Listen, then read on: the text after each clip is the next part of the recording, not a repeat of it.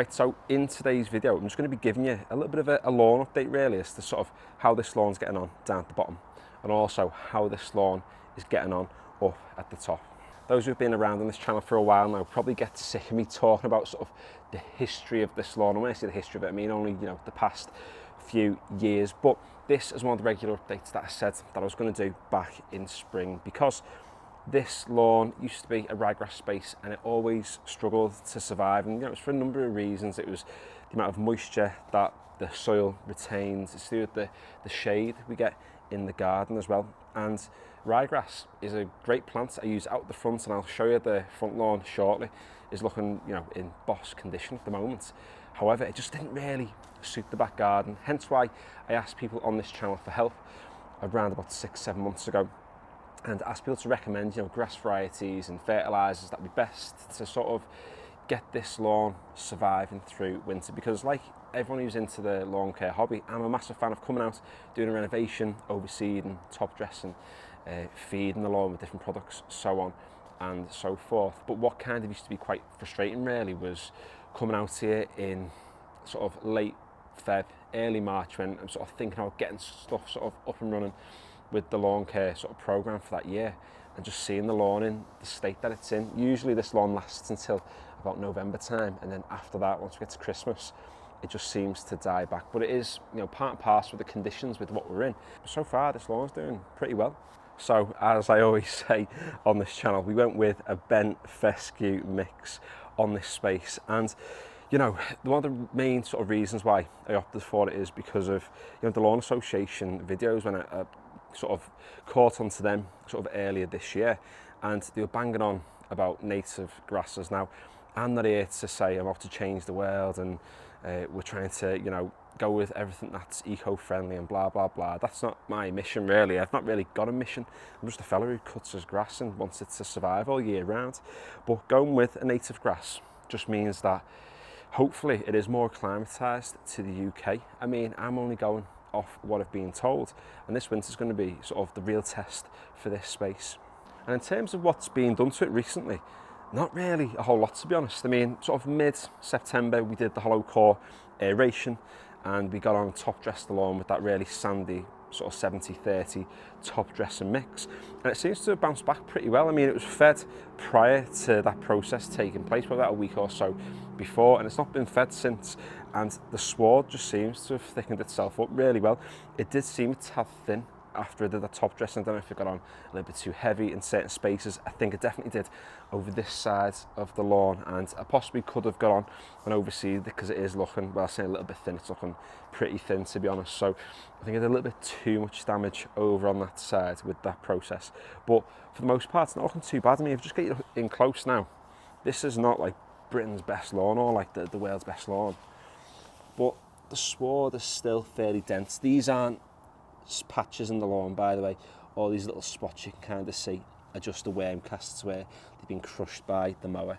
But yeah, the sward overall is pretty decent still. I would be a bit of a fool to think that the sward isn't going to thin out over the winter, because it inevitably is. And that leads me on to sort of the biggest problem we have at the moment, and that's just how much shade this garden gets. I'd say the grass probably sees on this side maybe an hour of sunlight every day maximum at the moment, which is next to nothing. That's just because of the high fence up the back and the height of that garage over there and where we are situated. And parts of this side of the lawn, it gets almost nothing. I think there is a patch now that is getting literally no sun. So the fact it's getting no sun, the fact we're getting loads of rain and stuff, and the temperature's starting to drop in, does mean that the lawn's going to suffer. But at the end of the day, it's the nature of the beast. As long as it doesn't die back completely, I'm happy. So, with this space, so far, so good. And one other thing I wanted to mention is the fact that I'm using the Webb push mower to cut the lawn. And I know it's something that I've spoke about recently in some of my latest sort of videos, but it's a boss bit of kit. I know I've been using the Allett this year, and the Allett is just like a different beast altogether, but because of the actual weight of that machine, it's like 40 odd kilos. And with this soil now sitting in a lot of moisture, with the rain we've had, obviously it doesn't get a lot of sun, so that sort of moisture doesn't really have a lot of opportunity to evaporate. It just means that if I get on with the massive Allett, it's going to compress that soil even more, and I don't want to do too much damage, hence why I've opted to go for this. the simple fact that it's really light and it's going to do less damage to the lawn. It's actually been giving it a really boss cut too.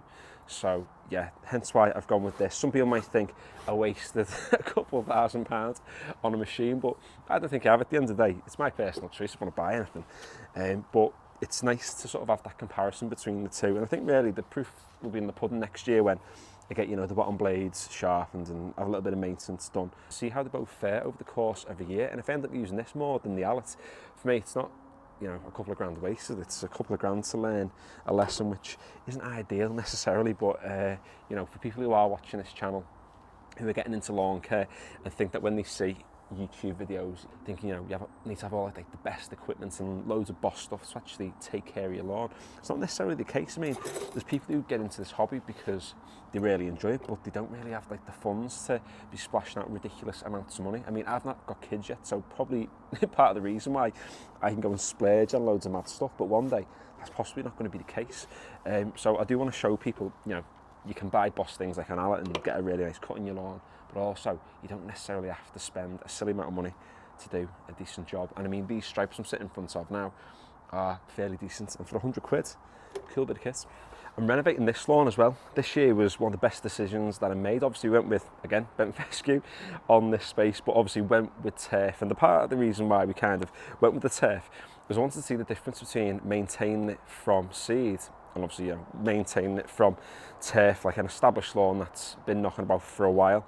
And for the most part, it's been bossed. The only issue I've had, you probably see it on camera now, are the worm casts that we've got knocking about, and they seem to be doing me head in at the moment. When I'm getting on with the mower, I'm squishing them. I tried getting on with a springtime rake and raking them off. Doesn't really do a job. You can get those like swish things or switches, whatever you call them, but they just seem a little bit too big. I mean, one of them would probably be the length of this lawn, so I think it might be unnecessary. If anyone's got a better way of getting them off the lawn, let me know, because it is doing me nutting a little bit. But again, if you bring it in close to this space, you can see that we have a very nice sward still. It is still really, really dense. But the same kettle of fish as well when it comes to the shade. I mean, this one's probably a little bit worse off than maybe the bottom one, maybe not the bottom side, but certainly where it is.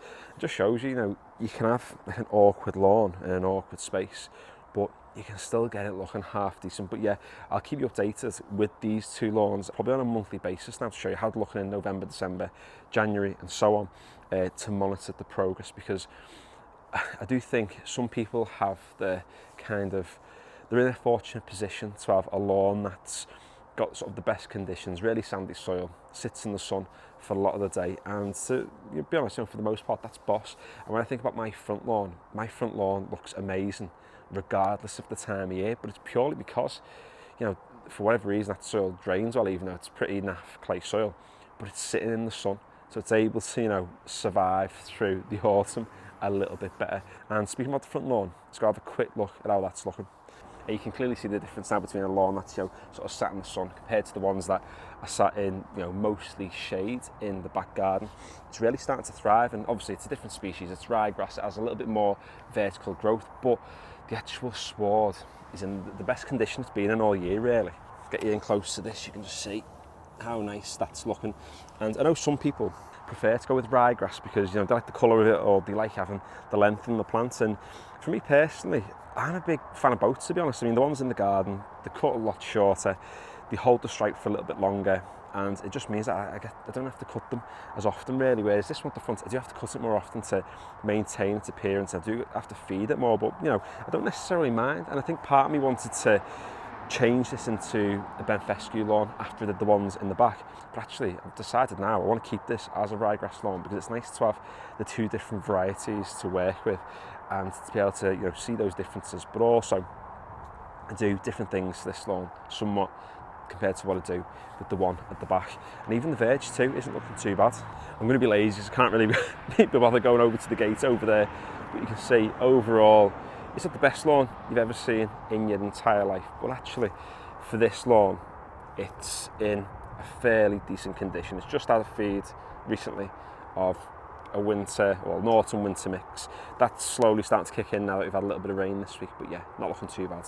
So there we go. That's just a quick update as to how all the different lawns are looking. And it's this time of year now where I'm sort of thinking about what sort of stuff I'm going to be doing next year on this channel. Obviously, there's going to be a shed ton of lawn renovation stuff and lawn care videos that I'll be putting out, but I'll also be continuing with a lot of the garden stuff. If you haven't seen any of my earlier sort of videos, I would recommend going and checking some of them out and actually seeing what this garden looked like, where it was literally one continuous slope of grass. And there was a time where we were going to keep the garden looking that way, but I'm so glad we decided to do this renovation, because what this channel is all about, it isn't about being the best lawn channel in the world, or the biggest expert when it comes to gardening or lawn stuff. It's just about being a regular person coming out and maintaining a lawn alongside having a job, and just doing this as a hobby. And all of what I know is just the stuff I picked up over the past few years, and a lot of that's been through comments on YouTube. It's been getting in touch with certain people who have connected through this channel, who have helped to support, give advice, and I'll always be grateful to those people who have helped get this garden looking the way it is, and particularly these lawns, getting them to look as boss as what they currently do, in my opinion anyway. So yeah, bit of a rambly one, this one. I know it's not everyone's cup of tea, but I know some people have commented in the past to say they quite like when I just talk about the lawn and chat about things. So yeah, thanks for watching today's video. If you did enjoy it, feel free to give it a like, and if you haven't already, consider subscribing, because I've got lots of content on this channel and lots more to come, definitely as we get into sort of 2025 and into that new lawn care and gardening season. So yeah, finally, thanks for watching.